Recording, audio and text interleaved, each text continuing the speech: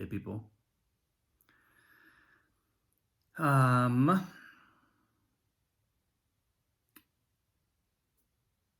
I am still sort of in integration mode from the performance I did on Saturday.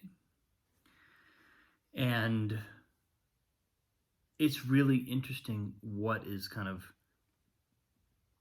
transpiring within me because I have this sense of like what I noticed on Saturday and into Sunday and now into Monday is just a sense of ease. It's just a sense.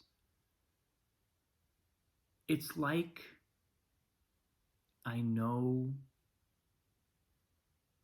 I'm doing my work, if that makes sense. I'm sure people can relate to this idea, this sense of, okay, now I'm doing what I'm supposed to be doing. Not supposed to because of a should ego thing, but supposed to in the sense of this is what I'm here to do. And what that does is it just relaxes everything around it. It relaxes the rest of my life. And that's an amazing feeling, And I think, on some level, when I've noticed this about collaboration in the past too. When I have gone into, especially intense collaborations where it's like we're creating an original piece or we're writing sketches or writing songs or making a video, anything where it's really drawing something out of me, where I'm not just music directing a gig or something. I'm not just one little part of it, but I'm actually central. My creative energy is central to the project. In those cases, I have always felt like there's a spiritual hurdle to be cleared on the way to accomplishing the performance or the product of film, whatever it is. And so in some sense, my creative practice has always been a spiritual practice. It's just the way it is in my life. It's not even like I asked for it to be that way, although I very deeply intend for it to be that way. But it's also just that way on its own. And so what that tells you, so as I kind of get into what I'm doing now and I initiate this process and I declare an intention to continue doing it, bi-weekly for a year, what I feel is, even though that as a challenge, it's like as a actual energetic and sort of logistical task, it's a challenge, but it relaxes me to say that. It relaxes me to say that's what I'm doing. It's like it relaxes me to accept that challenge on a deep level. I noticed like that on Saturday night. Annalise was over at her grandparents' house and she was having kind of a meltdown in the middle of the night, and she thought she wanted to come home. She got on the phone and she wanted to come home, so I drove over there and was ready to pick her up, but then she changed her mind and she wanted to stay, and so I just kind of let her. I just kind of I was like, that's fine. I just clocked in myself an ease and a kind of like willingness to roll with whatever comes up. And not that that's maybe I'm pretty ready to roll with Annalise anyway. But that be, but I'm saying this practice in engaging my own deep practice gives me space around everything else, because I know I'm not running from one of my primary spiritual, karmic, however it all works, tasks in life. I know I'm putting myself out there, and as sometimes excruciating as that can be, I haven't watched my own video yet, and I'm looking forward to it, but I'm also, it's one of those things of like watching your own work and really, there's always a kind of, I think a lot of artists, a lot of actors, performers, there's a kind of very intense self-awareness that builds, and that it just kind of entails. And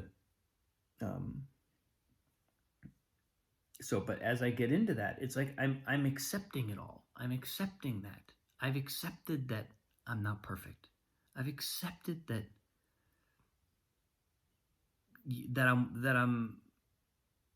what I showed up with was not fully complete. It's not, it's not as developed as I can imagine it being. But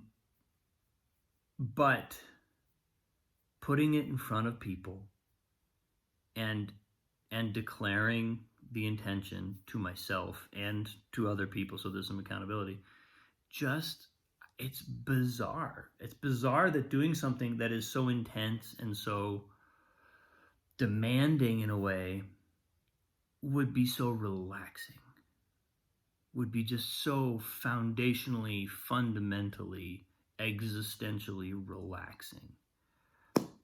It's not a surprise, actually, but it's worth noting that that's how it works.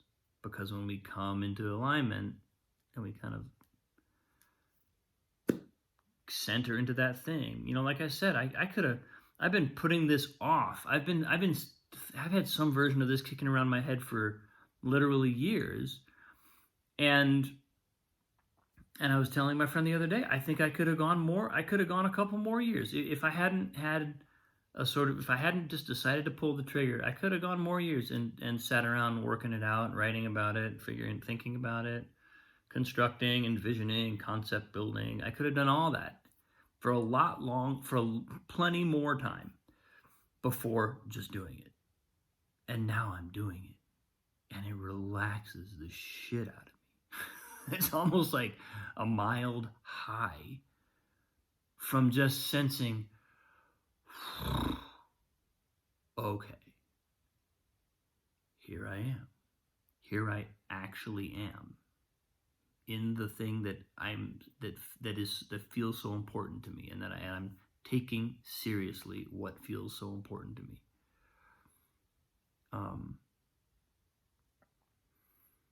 There's a beautiful speech. There's a teacher of mine gave, not really the teacher, he was the director of the acting school I went to back in the day. He gave us, on the opening speech, he talked about one of the risks you take as an artist is taking your talent seriously.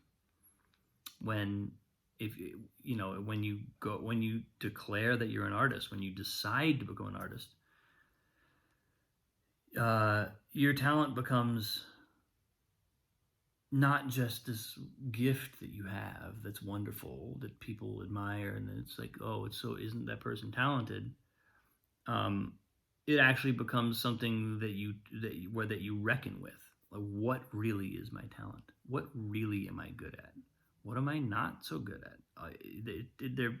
There starts to be a discrimination of what's really real. We have to get really objective about what we're deeply intended for. And I always find that clears the ego out of the way.